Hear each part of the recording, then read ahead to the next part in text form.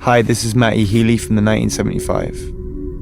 I'm going to explore a painting with you that's made of lines and colours. A painting by Piet Mondrian. Yes, you've seen it before, and you might even think that you could do the same.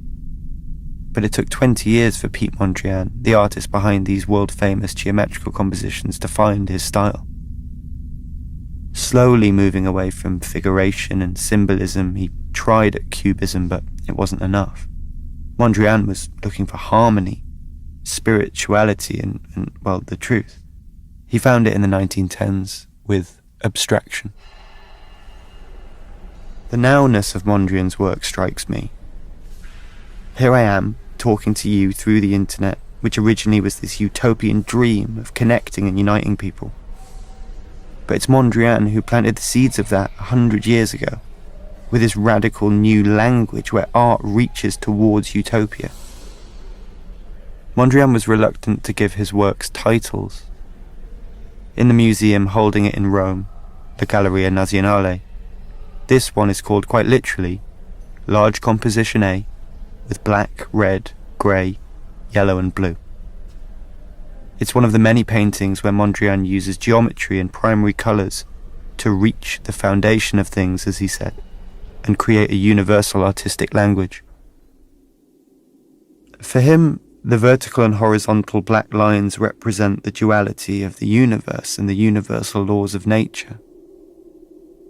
For me, lines come from a world of information and communication as well. They connect people around the world and contain everything. Mondrian's lines stop short before the edge of the canvas, but they could go on and on and on, forever. They contain every direction, just like the primary colours yellow, red and blue and the achromatic colours white and black contain every single colour you can think of. Mondrian thought that art was higher than reality, but also was imperfect. If you look closer at this seemingly perfect painting, the human method is revealed.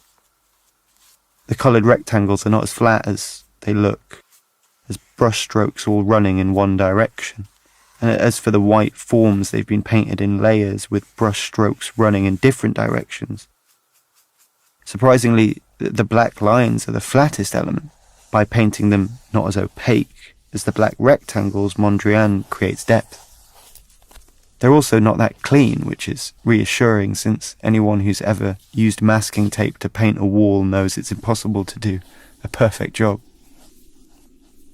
Zoom in a little further and you'll see how age has taken a toll on the canvas. The yellow must have been very bright, but it's darkening and crackling because, at that time, not all pigments were created equal. There's visible scratches and scuffs all over the black shapes, and the grey paint gives a glimpse of the white canvas underneath it. This composition doesn't tell a story. Mondrian carefully avoids symmetry, using random colours and size to leave it to the viewer's imagination. I think the longevity of abstract expressionism exists due to the fact it's forever to be interpreted. This painting is a pure idea, an infinite portal. What do you see? A keyboard? Crystals under a microscope? Cells dividing infinitely like the universe expanding? Individuals shutting themselves away from one another?